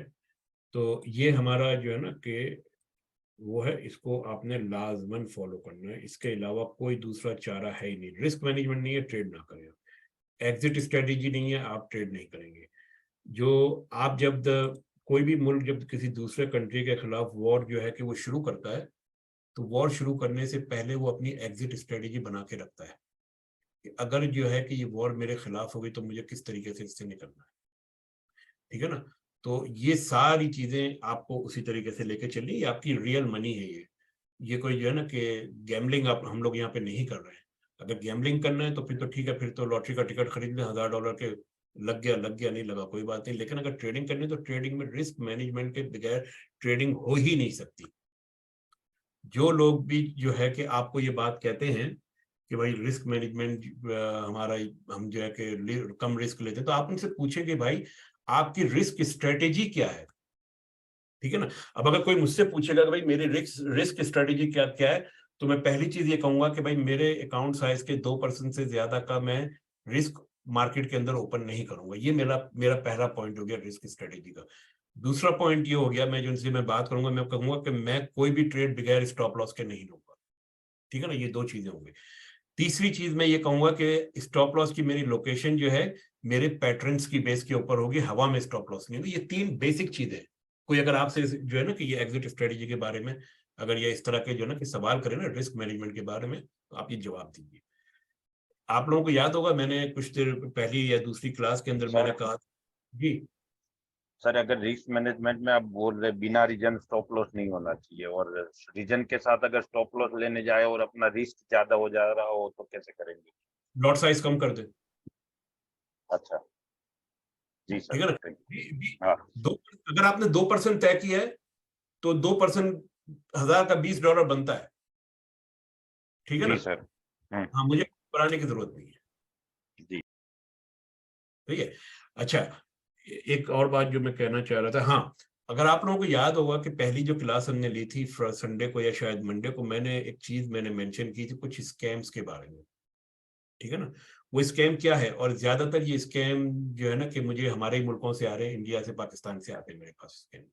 वो स्कैम क्या है, वो आके मुझे अप्रोच करते हैं कि आपके पास MT4 या MT, और वो ज्यादातर जो है ना कि ये जो इंटरनेशनल नंबर्स होते हैं ना उनके ऊपर करते हैं कि आपके पास MT4 या MT5 का अकाउंट है, हम आपको मैनेज करके देंगे। ठीक है, तो मेरा जब उनसे पहला सवाल जब मैं उनसे पूछता हूँ ना कि आपकी रिस्क स्ट्रेटेजी क्या है, तो उनका जवाब ये होता है वी टेक नो रिस्क। यानी इनको पता ही नहीं है कि रिस्क स्ट्रेटेजी क्या है। वो करते क्या है कि उन्होंने कुछ जो है कि ऐसे ही टेलीग्राम पे कुछ सिग्नल जो है, सिग्नल वाले जो है कि चैनल सब्सक्राइब किए हुए हैं, वहां से वो सिग्नल उठाते हैं और दूसरों के पैसों के ऊपर जो है कि वो खेलते हैं। लग गया तुक्का तो ठीक है, हमको जो है कि इसमें प्रॉफिट हो जाएगा, नहीं होगा तो कौन से अपने बाप का पैसा है। तो ये जो चीज है ना, इस स्कैम से भी आपको बचना है। कोई दूसरा आपके पैसों के ऊपर क्यों काम करेगा जब तक कि उसके पास कोई फिजिबिलिटी प्लान नहीं है, कोई इसके पास स्ट्रेटेजी नहीं है। जब आप बैंक से बिजनेस लोन लेने जाते हैं ना, बैंक आपसे सबसे पहले आपके बिजनेस प्लान के बारे में पूछता है, फिर उसके बाद आपको पैसा देता है। कोई हमारे पास अप्रोच करेगा कि हमारे अकाउंट से खेलने के लिए, तो हमारा पहला सवाल इसके पास ये होगा कि आपकी रिस्क स्ट्रेटेजी क्या है। अगर उसके पास कोई रिस्क स्ट्रेटेजी मौजूद है तो वेल एंड गुड। दूसरा सवाल हमारे पास ये होगा कि आपका ट्रेडिंग स्टाइल क्या है, या आपका ट्रेडिंग जो है कि पैटर्न क्या है, ट्रेडिंग मेथड क्या है। वो अगर इन 2 सवालों के जवाब आप दे सके और आप उनके जवाबों से सेटिस्फाइड है, उसके बाद तो आप उसके साथ कीजिए काम। लेकिन 99.9% ऑफ द टाइम जो है कि वो इन दोनों सवालों के जवाब आपको नहीं दे पाएंगे, वो पहले सवाल के जवाब नहीं दे पाएंगे। ये जो है ना कि ये बहुत ज्यादा जो है ना किस तरह की आती है स्कैम्स आएगी। तो आप लोगों को इस हवाले से आपको बहुत जो है ना कि वो रहना है, अलर्ट रहना है। और आपने अपनी जो है ना कि जो ट्रेडिंग करनी है स्टॉप लॉस के बगैर नहीं करनी। आप लोगों को शुरू में बहुत प्रॉब्लम होगी, फ्रस्ट्रेशन होगी कि यार ट्रेड ही नहीं हो पा रही है, तो जो है कि जो बताया था इसमें तो ना ट्रेड आ रही है ना कुछ हो रहा है, बस मैं तो खाली बैठा हूँ कंप्यूटर के सामने। मैं तो नहीं बैठता कंप्यूटर के सामने 24/7। मैं तो जो है कि दिन में 1 या 1.5 घंटा लगाऊंगा, अपनी ट्रेड देखूंगा, खत्म कहानी। आ गई नहीं आई कोई बात नहीं, अगले दिन देखेंगे। शुरू शुरू में आपके लिए प्रॉब्लम जरूर होगी कि आपके पास जो है ना कि आपको पता ही नहीं चलेगा कि यार मैं जो है कि USD JPY देखता रह गया, ट्रेड जो है कि USD कनाडा के अंदर मौजूद थी, मैं तो उसको मिस कर गया। कोई बात नहीं, आप अपना फोकस जो है ना कि मिनिमम पेयर्स के ऊपर रखिए जिनको आप अपने माइंड के अंदर जो है ना कि बिठा सके। यानी कि आपको पता होना चाहिए कि मार्केट का रिदम क्या चल रहा है, यानी कि आपके माइंड की सिंकिंग जो है ना कि वो चार्ट के साथ होनी चाहिए। लेकिन अगर आप 25 पेयर अगर आप खोल के बैठ जाएंगे ना, 28 पेयर जो भी है, तो आप कुछ नहीं कर पाएंगे। आप सिर्फ 2 या 3 पेयर पिक कीजिए और इसके ऊपर काम कीजिए आप। इसी तरह वो लोग जो स्टॉक मार्केट में काम करते हैं, अगर इन्हें जो है कि पैसा बनाना है तो उन्होंने अपनी जो है ना कि शॉर्ट लिस्टिंग करनी होगी स्टॉक।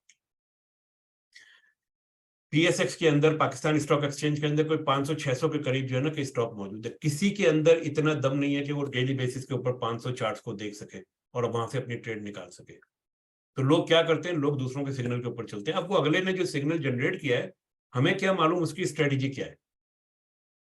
तो आप अपनी जो है कि शॉर्ट लिस्ट बनाइए, उस शॉर्ट लिस्ट के अंदर से जो है ना कि आप अपने जो है ना कि वीकली बेसिस पे या डेली बेसिस पे आप अपना एनालिसिस कीजिए, उसको डॉक्यूमेंट कीजिए और इसके हिसाब से चलिए। मैं आपको जो है ना कि मैं अपनी शॉर्ट लिस्ट बताता हूँ यहाँ पर कि ये मेरे पास जो है ना कि कुछ शॉर्ट लिस्टें आपको यहाँ पे बनती हुई नजर देखें। मेरे पास PSX की है, ये मेरे पास US मार्केट की है, ठीक है ना, मेरे पास ये क्रिप्टो की है, ऑस्ट्रेलियन मार्केट की है।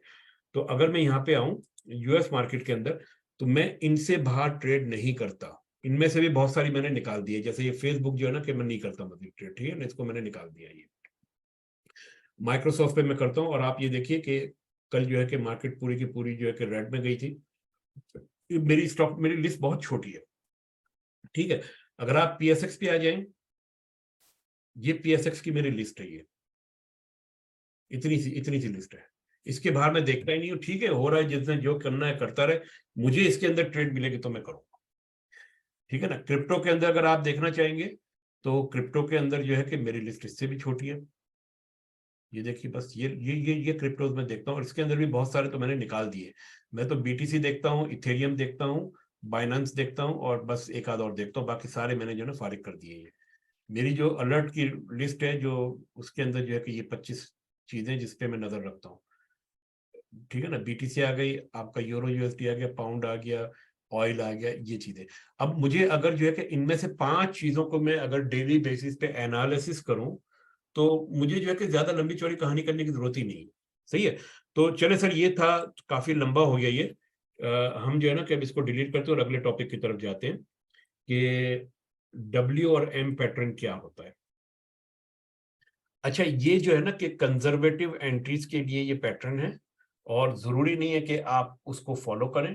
मैं जो है ना कि इसका ख्याल रखता हूं, और मार्केट जब उस पैटर्न के ऊपर आती है ना, तो मैं वहां पे मुझे कंफर्मेशन मिल जाती है। अच्छा, W और M पैटर्न क्या है? बहुत सिंपल चीज है। अभी आप लोगों ने एक चीज लर्न की थी इसी के अंदर, और वो चीज ये थी कि मार्केट ये आपकी ऊपर गई है, ये नीचे आई है, ये ऊपर गई है, ये नीचे आई है, ठीक है, ये ऊपर जाने में ये फेल हो गई, और फिर ये नीचे आ गई, ठीक है ना। तो पहली जो चीज जो मैंने आपको बताई थी, W और M पैटर्न जो है ना, कोई रॉकेट साइंस नहीं है। ये आपका यहाँ पे ब्रेक ऑफ द स्ट्रक्चर हुआ है, ठीक है, ये आपका जो है कि यहाँ पे ब्रेक ऑफ द स्ट्रक्चर हुआ है। अब जो आपका M पैटर्न बेसिकली बना है, वो क्या बना है? अगर मैं इसको ड्रॉ करूं, इधर से उठा के ये जाऊं मैं, हाई लो, ठीक है, हाई लो, ये मेरा जो है कि M पैटर्न है, सही है। अक्सर जगहों पे आपको ये चीज जो है ना कि बनती हुई नजर आ जाएगी। सॉरी, ये इसके साथ यहाँ पे आती है मार्केट, सही है। जब आपको ये M पैटर्न बन जाए आपका, तो फिर इसके अंदर आप अपनी ट्रेड ढूंढिए, इस एरिया के अंदर, ठीक है ना। आसान है ना ये चीज। इसी को अगर आप उल्टा कर देंगे तो आपका W पैटर्न बन जाएगा। ये तो हो गया M पैटर्न आपका नंबर 1, सही है। एक और आपका जो है M पैटर्न जो बनता है, वो कैसे बनता है कि ये मार्केट आपकी ऊपर गई, ये नीचे आई, ये ऊपर गई, ठीक है, ये नीचे आई, ऊपर गई, और फिर ये नीचे आई, ठीक है ना। अब आप ये देखिए कि यहाँ पर आपका जो है ना कि M पैटर्न कहाँ बना है, कि आपका ब्रेक ऑफ द स्ट्रक्चर जो है ना कि ये आखिरी यहाँ पर हुआ है, ये यहाँ पर हुआ है, ये आपका ब्रेक ऑफ द स्ट्रक्चर है यहाँ पर, ठीक है, और उसके बाद वाला ब्रेक ऑफ द स्ट्रक्चर आपके पास यहाँ पर हुआ है। आपको ये जो पीक बना है ना, इसके पास आपको यहाँ पे लिक्विडिटी बनती हुई नजर आएगी, यानी कि इक्वल टॉप नजर आएगा, डबल टॉप नजर आएगा, इक्वल हाई नजर आएगा। तो ये वाला जो M पैटर्न जो है ना, ये M पैटर्न कैसे बना है आपका? ये आपका M पैटर्न बेसिकली इस तरीके से बना है, ये ये ये और ये, ठीक है। इसका कलर हम चेंज कर देते हैं, इसको हम ले लेते हैं ब्लू ले लेते हैं, ठीक है ना। ये देखिए, ये भी आपका M पैटर्न। इस M पैटर्न के अंदर मार्केट जो है ना कि लोअर हाई बनाती है, और इस पैटर्न के अंदर मार्केट जो कि हायर हाई बनाने के बाद प्रीवियस लिक्विडिटी को हिट करके फिर नीचे आती है। ये 2 M पैटर्न जो है ना कि बड़े इंपॉर्टेंट है। तीसरा M पैटर्न क्या है? तीसरा M पैटर्न वो सिंपल जो है कि आपका जो है कि डबल टॉप डबल बॉटम बनता है, वो भी M पैटर्न ही है ना एक तरह का, कि मार्केट ने जो है कि ये आपकी ऊपर आई है, ये नीचे आई है, ये ऊपर गई है, और ये नीचे आई है, ठीक है ना। ये भी आपका एक M पैटर्न बन गया। लेकिन इस M पैटर्न को मैं ट्रेड इसलिए नहीं करता कि मुझे मालूम है कि यहाँ पे लिक्विडिटी मौजूद है, ठीक है। अगर मार्केट यहाँ से जो है कि दोबारा ऊपर जाके थोड़ा बहुत करती है और उसको ब्रेक नहीं करती है, तो फिर तो मुझे 100% कंफर्म हो जाता है कि मार्केट यहाँ से इसको ब्रेक करके ऊपर आएगी। तो ये आपके हो गए M पैटर्न। इसको आप उल्टा कर लेंगे तो आपका बन जाएगा W पैटर्न। अब जो मेरे पास जो एक टूल है जिसको हम कहते हैं कि हमारे सेमाफोर्स। मैं यहाँ पर जो है ना कि पर्पल डॉट देखता हूँ अपने सेमाफोर्स के अंदर। मैंने अभी तक उसकी वर्किंग नहीं कर पाया हूँ, मैं करके मैं जो है ना कि मैं कर दूंगा इस वीकेंड पे, मैं मालूम कर लूंगा कैसे इसको करना है। यहाँ पे मैं देखूंगा सेमाफोर, इस जगह पे मैं देखूंगा सेमाफोर, ठीक है। तो जब ये सेमाफोर बन जाएंगे ना, तो उसके बाद मुझे पता चल जाता है, आइडिया हो जाता है कि मार्केट जो है कि अपने पीक को बना दिया। अच्छा, अब ये सेमाफोर जो है ना रीपेंट होते रहते हैं। पहले ये यहाँ पर था, इससे पहले हो सकता है कि यहाँ पर हो, या यहाँ पर था और यहाँ फिर मूव हो गया। मुझे इससे मतलब नहीं है कि ये रिपेंट होता है या क्या है। मैं जिस तरीके से इनको यूज करता हूँ ना मार्केट के टॉप और बॉटम को आइडेंटिफाई करने के लिए, मैं वो देखता हूँ। अगर मुझे ये सेमाफोर बनता हुआ नजर आता है, पीछे मुझे लिक्विडिटी नजर नहीं आती है और वो उसको उसने हिट नहीं किया, जैसे ये सेमाफोर अगर मुझे यहाँ पे बनता हुआ नजर आएगा ना, कहाँ गया, अगर ये सेमाफोर मुझे यहाँ पे बनता हुआ नजर आएगा, मैं इसको कंसीडर नहीं करूंगा, क्योंकि मुझे मालूम है कि ये इक्वल हाई बन रहा है। मार्केट लाजमन जो है ना कि इसको ब्रेक करके ऊपर जाएगी, जो कि फिर इसके बाद ही जाती है और ये सेमाफोर आगे को शिफ्ट हो जाए। तो इसलिए मैं इसका बड़ा ख्याल रखता हूँ, मैं इस बात का भी जो है ना कि मेरे नजदीक ये होता है ये। तो ये आपका था डब्ल्यू और एम पैटर्न, इसको उल्टा कर लेंगे तो आपके डब्ल्यू पैटर्न हो जाएंगे, सही है। अच्छा, अब इसके बाद हम आते हैं मल्टी टाइम फ्रेम एनालिसिस के अंदर, और साथ ही साथ हम ये बताएंगे कि डेली मार्केट जब हम मैं एनालिसिस करता हूं तो मैं कैसे करता हूं, सही है ना। तो सबसे पहले हम आते हैं मल्टी टाइम फ्रेम एनालिसिस में कि हम कितने टाइम फ्रेम को हम देखें। अक्सर लोग ये कहते हैं, मेरा अपना तरीकेकार क्या है, मेरा अपना तरीकेकार ये है कि मैं ज्यादा से ज्यादा 2 और सॉरी मैक्सिमम 3 टाइम फ्रेम या फिर 2 टाइम फ्रेम, सही है ना। टाइम फ्रेम नंबर 1 जिसको मैं कहता हूं कि higher time frame, this is my trade setup time frame, ठीक है ना, जहां पर मुझे ट्रेड सेटअप मिलेगा। इंटरमीडिएट टाइम फ्रेम जो कि नीचे वाला टाइम फ्रेम होगा, इसके बाद वाला, यहां पर जो है ना कि मुझे जो है कि ट्रेंड डायरेक्शन का पता चलेगा। और तीसरा जो टाइम फ्रेम है lower time frame, this is my entry time frame. बस इससे ज्यादा मैं नहीं करता कुछ, सही है। हायर टाइम फ्रेम कौन सा हो सकता है आपके पास। अब मैं यहाँ पे एक एग्जांपल लेता हूँ कि फॉरेक्स की मैं एग्जांपल लेता हूँ कि H4 is my higher time frame, यानी कि इसके अंदर मैं क्या देख रहा हूँ,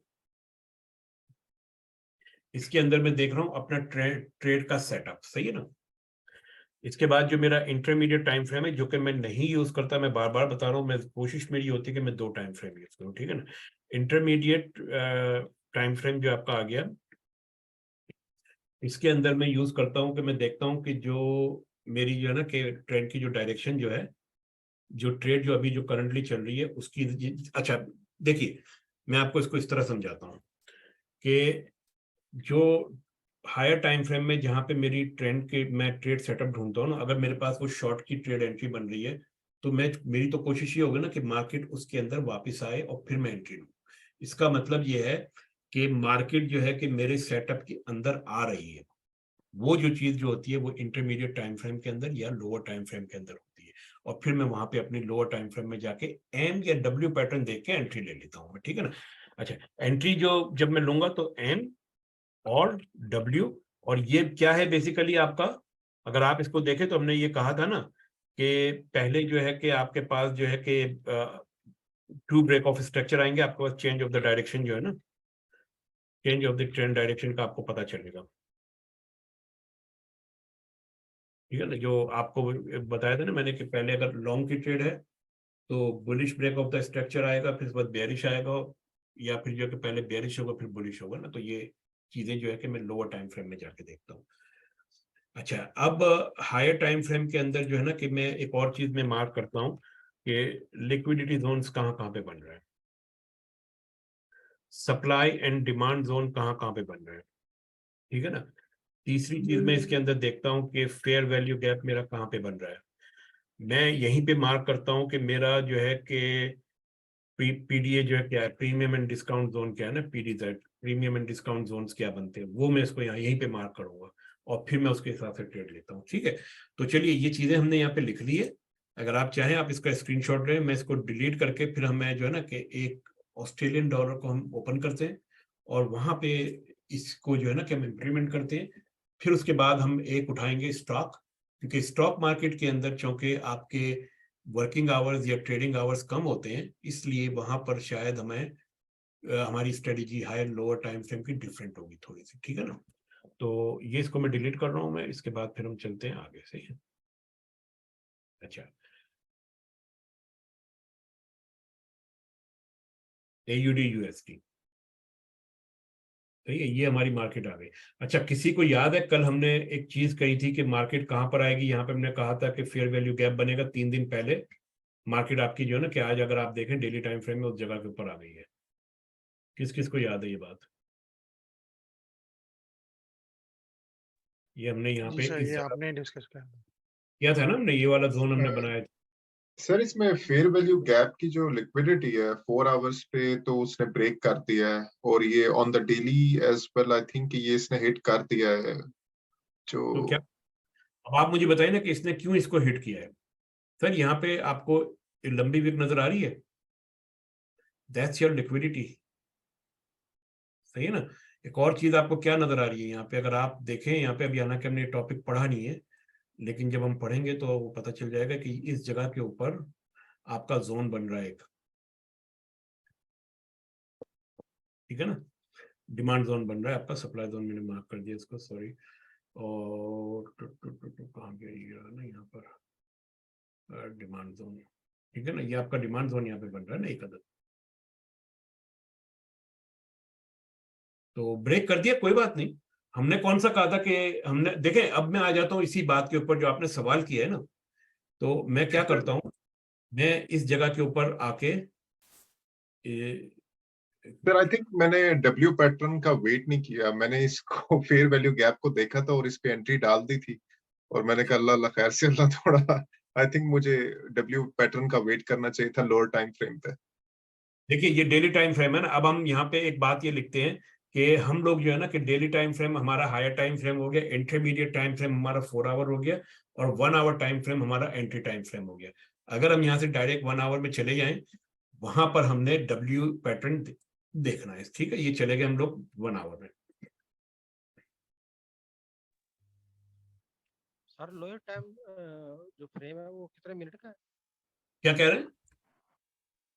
जो लोअर टाइम फ्रेम है हम्म, वो 15 मिनट का है या कि 30 मिनट का? नहीं, मैं तो अभी तो 1 आवर का ले रहा हूँ। ये डेली टाइम फ्रेम मेरा हायर टाइम फ्रेम है, 4 आवर मेरा इंटरमीडिएट टाइम फ्रेम है, और 1 आवर जो है ना कि मेरा एंट्री टाइम फ्रेम है। तो एंट्री टाइम फ्रेम मुझे डब्ल्यू और एम पैटर्न तलाश करना है, सही ना। अच्छा, लेकिन अपना एक और बात नमान भाई, कि आप ये देखिए कि 4 आवर में डेली टाइम फ्रेम में मैं दोबारा आता हूं मैं, ठीक है ना। मुझे पहली बात तो हमने ये देखनी है कि भाईजान हमारी कौन कौन सी लिक्विडिटी हमारी बाकी है जो कि हिट नहीं हुई है, जिसको हम कह रहे हैं कि मार्केट वहां तक जाएगी। देखिए सबसे पहली चीज आप ये देखिए कि ये सारी की सारी आपकी लिक्विडिटी यहाँ पे इसने हिट की है इस जगह पे, ठीक है, और इसमें कोई वो नहीं है, ये जो हो चुका है हम उसी के ऊपर बात कर रहे हैं, ठीक है ना। और हमेशा हम जो हो चुका होगा उसी की बेस के ऊपर हम डिसीजन लेते हैं। ये यहाँ की इसने सारी लिक्विडिटी आपकी हिट की है, और इस लिक्विडिटी को हिट करने से पहले इसने ये नीचे वाली लिक्विडिटी सारी की सारी आपकी हिट की थी, ये नीचे आई है फिर ये ऊपर गई है, ठीक है ना। अब जो है कि यहाँ पर आपको ये लिक्विडिटी नजर आ रही है ये, तो इसका मतलब यह कि अल्टीमेट टारगेट हमारा ये होगा कि मार्केट यहाँ की लिक्विडिटी कोई भी जो भी मौजूद होगी उसको हिट करके यहाँ पे जाएगी। फिलहाल मार्केट इस वाली लिक्विडिटी को आ रही है। अच्छा, अब चूंकि मार्केट इस वाली लिक्विडिटी को आ रही है, तो आपका जो आखिरी जो है कि वो क्या बना है, आपकी आखिरी लेग क्या बनी है आपकी, मेरे हिसाब से तो लेग यहाँ से यहाँ तक जा रही है।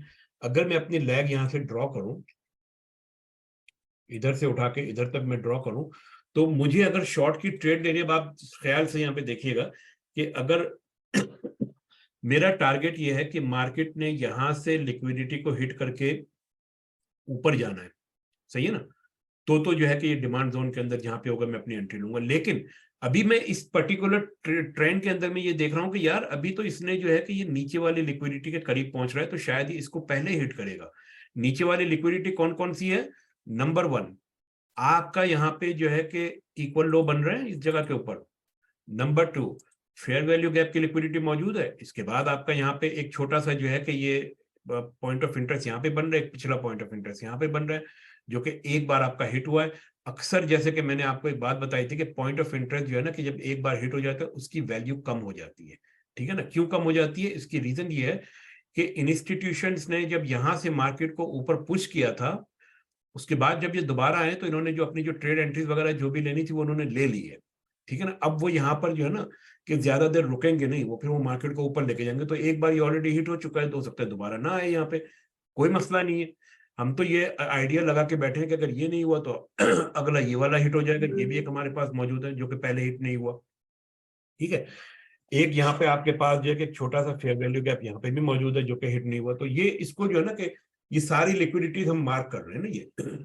चलिए अब हम ये कर रहे हैं कि इसको जो है ना कि यहां से अब हम दोबारा 1 आवर के अंदर, सॉरी, हम लोग जा रहे थे, तो हमने ये लिक्विडिटी एरियाज मार्क कर लिया। अब हमारे हिसाब से मार्केट को जो है ना कि नीचे यहाँ पर आने के बाद, नोमान साहब ने जैसे बताया कि उन्होंने यहाँ से ट्रेड लिए, तो यहाँ पर आने के बाद अगर मैं अगर जो एंट्री अगर मैं लेता तो मैं बिल्कुल वही काम करता जो इन्होंने किया है। मैं अपना ऑर्डर जो है ना यहाँ शॉर्ट का लगा देता, सॉरी लॉन्ग का लगा देता मैं यहाँ पे, ठीक है। अच्छा, मैंने अपनी ऑर्डर एंट्री के बारे में मैंने क्या बात कही थी कि मैं थोड़ा सा रूम लेके चलता हूँ, ठीक है। मेरा टारगेट क्या होगा यहाँ से टेक प्रॉफिट का होगा, दैट्स द लिक्विडिटी। मेरा टारगेट ये वाला होगा, सही है। ये अब जो मैंने एक बात मैंने आपको जो बताई थी ना मैंने, कि मैं थोड़ा सा मार्जिन लेके चलता हूं मैं, तो मैं ये मार्जिन लेके चला हूं। लेकिन इसके साथ ही मैंने एक और चीज भी देखी। अब ये मैंने डाल तो दिए ट्रेड, ठीक है ना, लेकिन उसके साथ ही जो है ना कि मैं एक और ट्रेड भी यहाँ पे डाल रहा हूँ। और वो जो ट्रेड जो है वो भी जो है कि मैं लॉन्ग की ले रहा हूँ, लेकिन मैं इस वाली जगह से मैं उठा रहा हूँ अपनी ट्रेड। ये वाली एंट्री है मेरी, सही है। मेरा फिर जो टारगेट फिर वही वाला आ गया। इस वाली ट्रेड पे मेरा स्टॉप लॉस थोड़ा सा बढ़ गया क्योंकि मेरा जोन नीचे बन रहा है, सही है। अब आप ये देखिए कि इन दो ट्रेडों के अंदर अगर ये वाली ट्रेड का स्टॉप लॉस मेरा हिट हो जाता है, मेरा स्टॉप लॉस तो कम है ना, दूसरी वाली जो ट्रेड होगी वो इसको भी कवर कर लेगी, इसको भी कवर कर लेगी, समझ रहे बात को। और अगर मैं वाकई में जो इसको, ये मेरे हिसाब से बहुत ज्यादा स्टॉप लॉस है, अगर मैं इसको देखना चाहूँ और अगर ये मेरी रेंज पे नहीं आ रहा तो ठीक है, मैं इसको ट्रेड नहीं करूंगा मैं, सही है।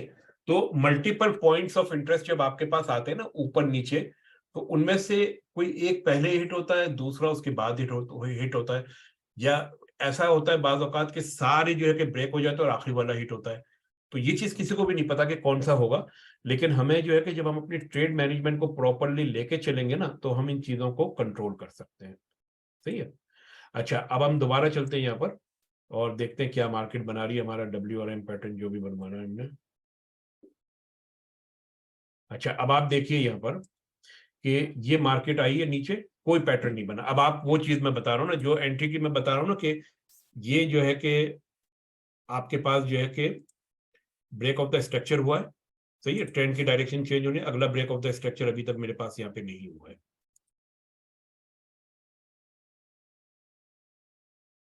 ठीक है। एक और ब्रेक ऑफ द स्ट्रक्चर हो गया मेरी, अगर जो है कि पेंडिंग ऑर्डर मैंने डाला हुआ है तो यकीनन जो है कि मैं आउट हो गया हूँ। लेकिन अगर मैंने पेंडिंग ऑर्डर नहीं डाला है और मैंने अलर्ट लगाए हुए हैं कि मार्केट जब इस लेवल पे आएगी फिर मैं अलर्ट देखूंगा, तो फिर मुझे नीचे का ब्रेक ऑफ स्ट्रक्चर, ऊपर का ब्रेक ऑफ द स्ट्रक्चर को जो है कि मुझे देखना पड़ेगा, इन पे मुझे नजर रखनी पड़ेगी, फिर ही मुझे उसके बाद ही मुझे ट्रेड मिल पाएगी। अभी देखें, अब ये वाला जो आपका जो है कि फेयर वैल्यू गैप जो था ना, ये तो आपका हिट हो गया, खत्म हो गई, कहानी मुक गई, सही है ना। अब हम क्या करेंगे, अब हम नीचे वाले के ऊपर आ जाएंगे। क्या इसके नीचे भी हमें कोई मिल रहा है? 1 आवर का टाइम फ्रेम है ना ये। आप जो है कि 1 आवर के टाइम फ्रेम में याद रखिएगा कि 1 आवर का टाइम फ्रेम आपका एंट्री टाइम फ्रेम है। तो आप 1 आवर में नहीं देखेंगे, आप जाएंगे दोबारा डेली टाइम फ्रेम में और देखेंगे वहां पे आपके पास क्या चीज बन रही है, ठीक है ना। ये आपकी बन रही है, ये वाला एक एरिया बन रहा है ना, ये जो जोन हम लोगों ने थोड़ी देर पहले डिफाइन किया था।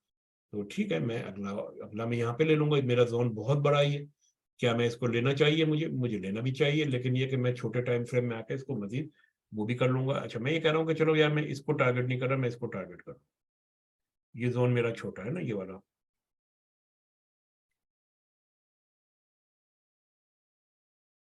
सवाल मेरा ये है कि क्या मेरा ये वैलिड जोन है? मैंने एक बात कही थी कि ये वाला जोन जो है ना आपका ओरिजिनल जोन नहीं, क्यों कि पीछे ये जो है कि इस जोन के रिएक्शन के अंदर बना है, तो मैं इस पे इतना फोकस नहीं करूंगा। जो ओरिजिनल जोन होते हैं ना वो ज्यादा बेहतर है। ओरिजिनल जोन अगर आप ये देखें तो वैसे तो ये भी नहीं है ओरिजिनल जोन, क्योंकि पीछे आपके जो ना कि ये स्टिक्स नजर आ रही है। ओरिजिनल जोन आप इसको कह सकते हैं ना, ये पीछे आपके पास गैप्स है यहाँ पर, तो ये आपका ओरिजिनल जोन है, ठीक है ना। ये आपका जो है कि बन रहा है, जो ये आपका पास जो है कि एक अदद ओरिजिनल जोन ये भी नहीं होगा, लेकिन ये वाला जो है ना कि ओरिजिनल जोन आपका बन जाएगा। तो आपने देखना है कि कोई ये जोन आपका पीछे किसी जोन का रिएक्शन तो नहीं है। ये बड़ी इंपॉर्टेंट चीज है, सही है। अच्छा, ये आज हमारी क्लास जो है थोड़ी लंबी हो गई, मैं इसको थोड़ा सा मुख्तसरन जो है कि मैं बता देता हूँ कि सर मैं जो जो सवाल पूछा था आतिफ साहब ने, तो उसका जवाब मेरे पास यही है कि मैं हायर टाइम फ्रेम के अंदर आके अपने जोन्स वगैरह मार्क कर लेता हूँ। उसके बाद फिर जो है कि मैं लोअर टाइम फ्रेम में जाके अपनी अलर्ट लगा के फिर एंट्री का वेट करता हूँ मैं, सही है ना। अच्छा, एक और जो चीज जो इम्पोर्टेंट है जो मैं बताना चाह रहा हूँ कि स्टॉक मार्केट के अंदर ये कुछ चीजें जो है ना कि मैं स्कैन करना चाहता हूँ, सही है। मैं क्या क्या चीजें स्कैन करना चाहता हूँ। नंबर 1, पॉइंट ऑफ इंटरेस्ट में स्कैन करना चाहता हूँ हायर टाइम फ्रेम के अंदर, ठीक है ना, इसको हम कहते हैं डेली में। दूसरी चीज मैं क्या स्कैन करना चाहता हूँ, मैं इसके अंदर स्कैन करना चाहता हूँ कि मेरा सेमाफोर, लास्ट सेमाफोर, सही है ना।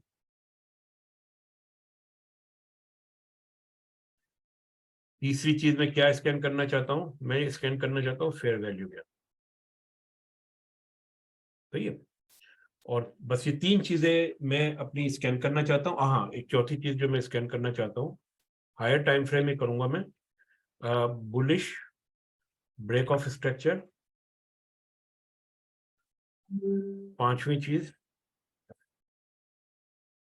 Bearish break of the structure higher time frame के अंदर। जब ये चीजें मैं हायर टाइम फ्रेम के अंदर मार्क कर लेता हूँ ना, तो उसके बाद फिर मुझे क्या चाहिए, मुझे एक टाइम फ्रेम नीचे आना है, ठीक है ना। अगर ये डेली है तो मैं 1 आवर के अंदर आ जाऊंगा, चाहे ये स्टॉक मार्केट हो चाहे कोई भी हो, बीच वाले को छोड़ देंगे। यहाँ पर मैं क्या मार्क करूंगा, मैं सारी की सारी दोबारा यही चीजें मार्क करूंगा, सही है, स्कैन करूंगा। अब आप देखें कि मैं यहाँ पे एक जो है ना कि सिस्टमेटिक स्कैनर बना रहा हूँ, सही है। हायर टाइम फ्रेम में अगर जो है कि मैं लास्ट सेमाफोर ये सारी चीजें करता हूँ, तो इसके बाद जो है कि 1 आवर के टाइम फ्रेम में मैं bullish break of the structure और bearish break of the structure mark करके ना मैं अपनी एंट्री ले सकता हूँ। लेकिन इन चीजों के लिए आपको एक एक्सेल शीट बनानी पड़ेगी, उसके अंदर आपने जो है ना कि डेली के हिसाब से अपने स्टॉक्स लिखने होंगे और देखना होगा कि इनमें से कौन कौन सी चीज कहाँ कहाँ पे बन रही है। वहां पे एक चार्ट आप लगाएं, और उसके बाद जो है ना कि जब आपको लगे कि हाँ भाई अब मार्केट जो है कि मेरे हायर टाइम फ्रेम के पॉइंट ऑफ इंटरेस्ट के अंदर आ रही है, तो फिर उसके बाद आप 1 आवर में जाके अलर्ट वगैरह लगा के आप इसको वॉच कीजिए, ठीक है। जो लोग जो है कि छोटे टाइम फ्रेम में ट्रेड करना चाहते हैं, वो जो है फॉरेक्स वगैरह या गोल्ड वगैरह की, तो वो फिर जो है ना कि 4 आवर 1 आवर M15 में जा सकते हैं, या 4 आवर और M15 के अंदर कर सकते हैं, ठीक है ना। एक बीच में से आप स्किप कर सकते हैं। तो लेकिन मेरी रिक्वेस्ट ये है कि 15 मिनट से नीचे ना जाइए। उसकी रीजन ये है, 15 मिनट से नीचे आपके पास इतना टाइम नहीं होगा कि आप चार्ट को एनालाइज कर सकें, आप अपनी एग्जिट स्ट्रेटेजी बना सकें, आप अपना स्टॉप लॉस कैलकुलेट कर सकें, और आप अपनी जो है ना कि दूसरे जो भी रिस्क मैनेजमेंट जो वगैरह जो है कैलकुलेट कर सकें। ये आपका टाइम नहीं होगा 5 मिनट के टाइम फ्रेम में। इसलिए 1 आवर और 4 आवर्स के अंदर आप ये सेटअप मार्क कीजिए, 15 मिनट में आप अपनी ट्रेड लीजिए, ठीक है सर। ये आज टाइम बहुत ज्यादा हो गया हमारा, 1.5 घंटा हो गया, 1.25 घंटा। तो कोई और किसी के ध्यान में सवाल है तो मैं इसकी रिकॉर्डिंग ऑफ बंद कर देता हूँ, वरना ये काफी टाइम ले लेती है।